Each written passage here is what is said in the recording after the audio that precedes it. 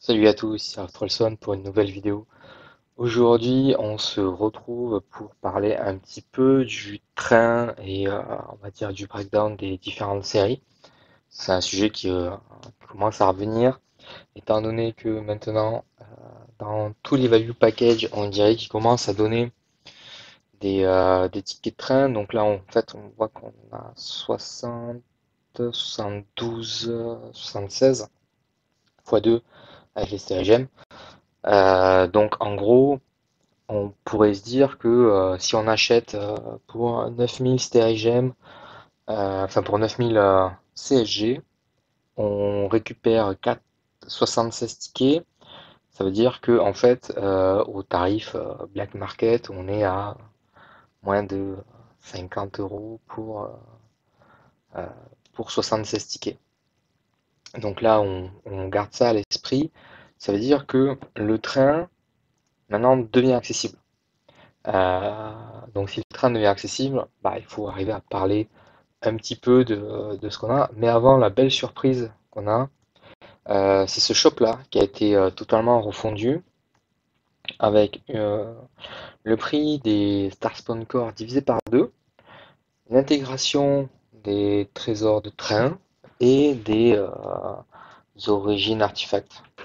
Alors, ce qu'on peut dire, c'est que basiquement, ça va rendre accessible à tous les low spenders et mid spenders les cours, voire même au free-to-play, sachant que sur un événement comme ça, on récupère donc sur 168 heures 10,5 par heure, donc, et on a 700 de drop tous les jours, plus le diablotin. Donc on arrive globalement à 2600. C'est ce que j'avais calculé. On a une moyenne à 2006, ça veut dire que ces coffres-là sont gratos, avec aussi la dernière série PVP. Les roses, il va falloir éco un petit peu, ou si on spend, on peut tout avoir. Euh, et du coup, donc, les star spawns vont être finis beaucoup plus vite, parce que là on en a 10, là on en a 5. Ça veut dire que si on est bien lancé sur les star spawns, alors j'étais pas trop mal. Là j'ai calculé, ça ferait, il me manquerait 10 rouges, 10, 30, 30, 50, 50, 70, 110, 110 rouges. Je me suis raté quelque part. Ah, j'ai raté le 8. 150 rouges. Ouais, un truc comme ça. Genre 150 rouges, j'en rajouterai 20. Et 180 oranges. Ça va être à peu près ça. Euh, Ça veut dire que les 180 oranges, alors régulièrement j'arrivais à push à plus de 3000 euh, sur, sur ce shop-là. Mais si on arrive à 3000, ça veut dire que en 18 events, c'est torché. Ça fait un an et demi. Plus cela, sachant que eux, il y a aussi le labyrinthe qui en donne avec les value package en CSG. C'est-à-dire que si on achète quelques value package, on arrive vite au coffre qui donne quelques rouges et 4 oranges, enfin 4 rouges et des oranges de mémoire.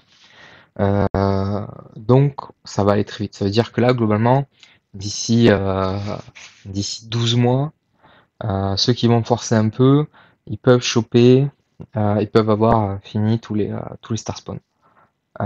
Et donc on peut s'attendre à globalement une refonte d'ici l'été 2025 des star spawns et d'avoir des trucs en plus. Pourquoi pas. Donc ça c'est le premier truc, on peut s'attendre à une nouvelle. Et ensuite du coup, perdu ça, qu'il faut cliquer à chaque fois. Ça rend quand même ça hyper sexy parce que on peut finir des séries. Alors, ce coffre à 5000, faut clairement aller ici, hein. Ça fait 1500, 1500, 2100, 2006, 2006 et 1000, 3006, 3006. 1405. Ouais, ok. En fait, ce coffre à 5000, faut basiquement claquer. En fait, on fait le Moonlight et on a le coffre, en fait. C'est-à-dire qu'on met les 150 balles, on prend le coffre, et puis après on voit ce qu'on fait avec le reste et tout ce qu'on va générer. Alors, moi j'ai pris un pack de chaque ici en CLG pour pouvoir faire 150 tickets, et là j'ai 189 dés. Donc on va les smash. Merde, on va les smash. Voilà. Ok, les smash à coût de 50, ça fait 129. 155, c'est pas mal. 175, donc là on devrait avoir tout max. Donc on s'attend à faire 175, 170. Ah, 10. Dommage. Et donc là, ok. Donc là avec 189, j'étais censé faire un peu moins de 2 tours. Je devais m'arrêter à 570, 580 étoiles d'après le simulateur. Donc là j'ai un petit peu chaté. Donc ça c'est cool. Hop là. Voilà, on va pas se plaindre. On va prendre ce qu'on a à prendre. Et donc là, ça nous amène ici à 1000. Et donc, il va rester donc 1500 de drop. Donc, ça fait 2500. Plus 600 de daily. Ça fait 3100. Donc là, c'est cool. Après, se posera la question de est-ce que j'ai envie de forcer pour un coffre comme ça, ou est-ce que je vais me contenter de matériaux Protoss. Ça, je verrai, mais globalement, on a beaucoup plus de flexibilité. Après, il y a des items. Bon, c'est dommage qu'ils aient pas revu les prix à la baisse de ça, parce qu'il en faut beaucoup des scrolls. Ça aussi, ça reste intéressant, mais bon, je pense que tout le monde a ce qu'il faut. Donc là, on est plutôt cool. Et je pense que plein de joueurs prendraient ça à 3002 s'il y avait les 100 plumes avec. Et là, sans les plumes, c'est un peu naze. Donc maintenant, on va parler du train qui nous intéresse sur cette vidéo. Donc, le train, alors moi j'ai déjà fait mes tickets, je vais les faire après. Là, ce que j'ai fait, basiquement, c'est que j'ai d'abord attaqué Retro Gaming. Pourquoi? Parce que c'est ce qui va me, c'est là où je pouvais choper des stats en plus. Euh, on va regarder juste le breakdown des séries. Hop, alors, tac, ici, perdu. J'ai pas ma fenêtre. J'ai ma fenêtre. Voilà, c'est jeu du direct. Donc, en regardant vite fait chaque série, on voit que de base, la meilleure euh, semble être, ou en tout cas la plus polyvalente, ça serait Hero Token. Hero Token, c'est attaque et HP fixe tout le temps. Il n'y a pas de condition de je vais dans tel mode de jeu, machin, c'est cela. Après, en série sympa qui permettent de bien progresser, on aurait Alien Desert et Retro Gaming. Euh, donc ça serait vraiment les deux séries à focus, on va dire, après le Hero Token. Et après, on a les séries PVP et éventuellement la petite Forgotten Artifact et Hero Merch qui sont un peu là, mais vraiment pour compléter les modes de jeu. La Toyland, elle est vraiment forte comme série euh, parce que euh, on a ceci à la fin là. Hop, voilà. On a juste 200 de speed en PVP en plus. Donc, basiquement, on sera plus rapide que les autres. Donc, lui là, c'est vraiment un truc à aller focus si on peut se le permettre. Euh, voilà. Donc ça pourrait aussi attirer quelques spenders. Euh, donc maintenant qu'on sait ça, on peut se dire quelle est la meilleure strat. Parce que on va avoir des paliers à chaque série, d'accord? 625, 1200, 1950, 2500, 5000, ainsi de suite. Avec à chaque fois des bonus applicables de plus en plus forts. Donc l'idée serait de dire, bah, dès qu'on a une semaine un peu comme ça, hop, tac, avec une série spéciale qui nous garantit plus de drops de la série, on peut aller chercher bah, des trucs qui nous intéressent pour compléter un petit peu. Sachant que basiquement, plus ça va aller, plus vous aurez du cashback avec les trésors violets et verts qui seront complétés. Et puis après, ça augmentera sur les autres. Donc le cashback il sera sous forme de cristaux, mais ça sera plus facile aussi pour dérouler, euh, hop, vos 150 au moins mensuels et garder les tickets pour les nouvelles séries qui sortent. Euh, voilà.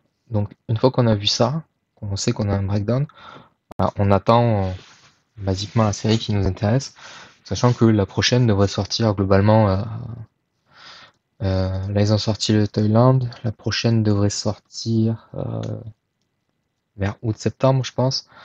À mon avis, ça sera un truc un peu comme Euro Token, avec une série polyvalente partout. Parce que ça, c'est hyper fort, quoi. Une fois qu'on a fini Euro Token, on a 1 million d'attaques fixes, dans tous les modes.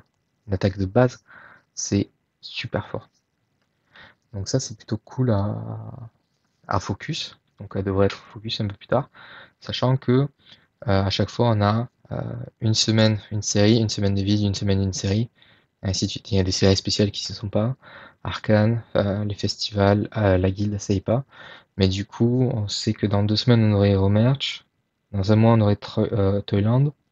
6 semaines, Desert. 8, Forgotten. Donc dans 2 mois et demi, on aurait Hero Token. Ça veut dire que il y a 2 mois et demi pour farmer 150 tickets, voire un peu plus, pour arriver à la suite. Voilà. Donc là, le train devient accessible. C'est plus du tout un truc de whale. Euh, et on peut arriver à s'en sortir à pas cher pour arriver à le farm, on va dire facilement. C'est-à-dire que sur un low spender qui mettait, je sais pas, 200 € par mois, il peut facilement, avec 100 € faire des, euh, des events en CSG et ensuite récupérer énormément de loot et mid-spend le reste sur des packs spéciaux, genre ça.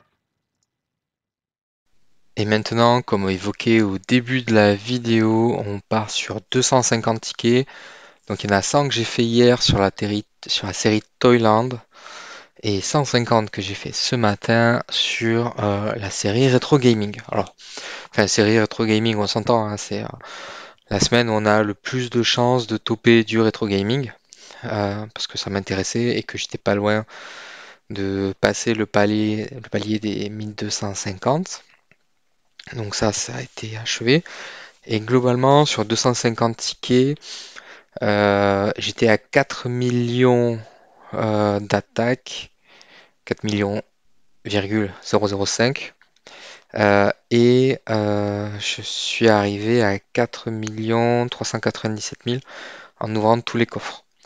Après, ce que j'ai fait, c'est que les coffres enfin les coffres mensuels que j'ai eu de chaque couleur, je les ai ouverts sur Retro Gaming. Non, je les ai ouverts pardon sur Hero Token parce que j'étais à 730 points, ça fait globalement 200 points en plus. Je suis arrivé à 960 et comme ça me rapproche du palier 1250 pour la prochaine fois. Voilà. Donc maintenant, je vous laisse regarder les poules si ça vous intéresse. Je vous dis à bientôt, salut.